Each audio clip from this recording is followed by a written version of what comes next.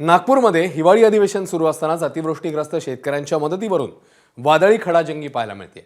माहितीच्या अधिकाराखाली मिळालेल्या माहितीचा दाखला देत अतिवृष्टीग्रस्तांच्या मदतीबाबत सरकारची अनास्था आहे अशी टीका अंबादास दानवेंनी केली आहे।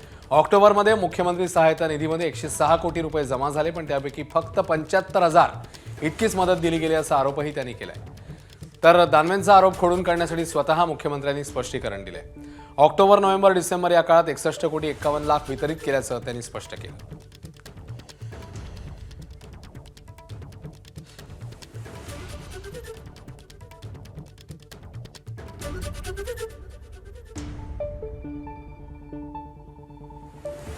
तर दानवेंनी मुख्यमंत्री सहायता निधीवर केलेल्या आरोपांवर मुख्यमंत्री कार्यालयाने स्पष्टीकरण दिलं।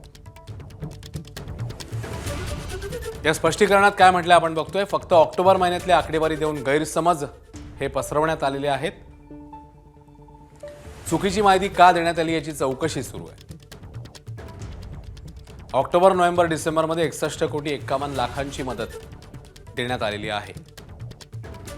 निधीतनं दैनंदिन खर्च होतो, त्यामुळे एका महिन्याच्या माहितीवर निष्कर्ष चुकीचा आहे।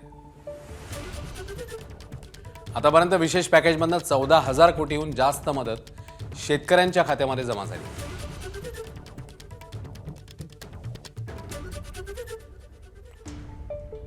दरम्यान मुख्यमंत्र्यांनी शेतकऱ्यांच्या या प्रश्नावर उत्तर दिल्यावर अंबादास दानवेंनी पुन्हा प्रतिक्रिया दिली। सहायता निधीला शेकडो नव्हे हजारो लोक, कोणी रुपया, कोणी 1000 रुपये, कोणी लाख रुपये, कोणी कोटी रुपये, लहान मुलांचा खाऊ असेल, कामगारांचा एखाद्या दिवसाचा पगार असेल, मोठ्या मोठ्या उद्योजकांनी त्यांचा CSR असेल, असं अब्जावधी रुपये मुख्यमंत्री सहायता निधीला पाठवलेले आहेत। माहितीच्या अधिकारातून आमच्या एका मित्राने माहिती घेतली, त्याच्यात आलं 75,000 रुपये आता पण खर्च आहे। ठीक आहे, आता मुख्यमंत्री कार्यालयाने त्याचं डिटेल्स पाठवलेलं आहे, त्याचं मी स्वागत करतो, परंतु तुमच्याच कार्यालयातून अशा पद्धतीनं कारभार चालतो। मला वाटतं तुम्ही काय कारवाईची अपेक्षा मी निश्चित आपल्याकडून करतो, परंतु हा निधी शेतकऱ्यांना मोठ्या प्रमाणावर खर्च होण्याची आवश्यकता आहे।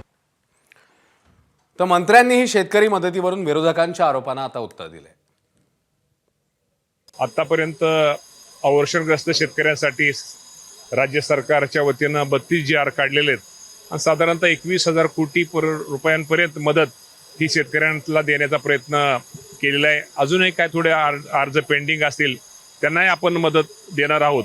शेतकऱ्यांचं 30 जून हे वर्षाखेर असतं सोसायटीचं, त्याच्या अगोदर 30 जून पूर्वी ह्या माझ्या शेतकऱ्याला कर्जमाफी देऊन निश्चित प्रकारे राज्य सरकार हा दिलासा देण्याचा प्रयत्न करेल। या बाबतीतली अधिकृत माहिती आपल्याला माननीय मुख्यमंत्री कार्यालयाकडूनच दिली जाईल, कारण या संपूर्ण मुख्यमंत्री रिलीफ फंड याचं नियंत्रण हे स्वतः माननीय मुख्यमंत्री महोदय करत असतात आणि माननीय मुख्यमंत्री महोदयांचं कार्यालय करत असतं।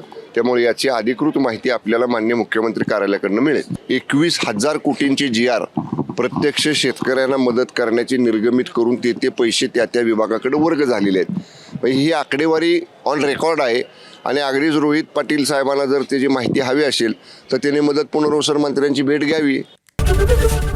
ABP माझा, उघडा डोळे बघा नीट।